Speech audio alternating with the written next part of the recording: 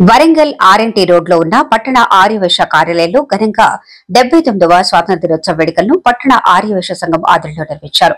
ఈ కార్యక్రమానికి పట్టణ ఆర్యవైశ్య సంఘం అధ్యక్షులు వరంగల్ మాజీ మేయర్ గుండా ప్రకాష్ హాజరై మహాత్మాగాంధీ చిత్రపటానికి పూలమాలలు వేసి కొబ్బరికాయ కొట్టి జాతీయ జెండాను ఆవిష్కరించారు. ఈ సందర్భంగా ఆయన మాట్లాడుతూ ఎందరో మహనీయుల ప్రాణత్యాగాల వల్ల స్వాతంత్ర్య దినోత్సవ వేడుకలను జరుపుకుంటున్నామన్నారు.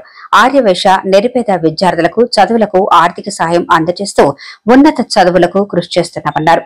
అంతేకాకుండా నిరుపేద ఆర్యవైశ్య ఆడపిల్లల పెళ్లిళ్లకు ఆర్థిక సాయం అందజేస్తూ వికలాంగులకు వితంతువులకు వృద్ధులను ఆర్థికంగా వారిని ఆదుకుంటూ వారి అభివృద్ధి ధ్యేయంగా పనిచేస్తున్నామని తెలిపారు.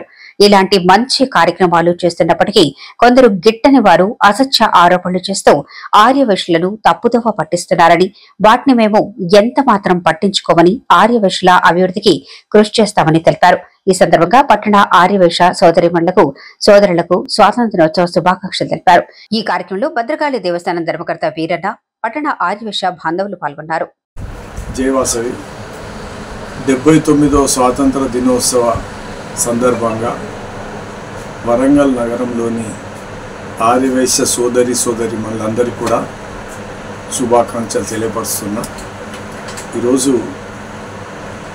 ఈ యొక్క స్వాతంత్ర దినోత్సవ కార్యక్రమం పట్టణ ఆర్యవైశ్య సంఘం ఆధ్వర్యంలో అత్యంత ఘనంగా జరుపుకోవటం చాలా ఆనందదాయకం. ఈరోజు ఇక్కడ హాజరైనటువంటి పట్టణ ఆర్యవైశ్య సోదరిమణులందరికీ కూడా మరొకసారి నేను కృతజ్ఞతలు తెలియపరుస్తున్నాను.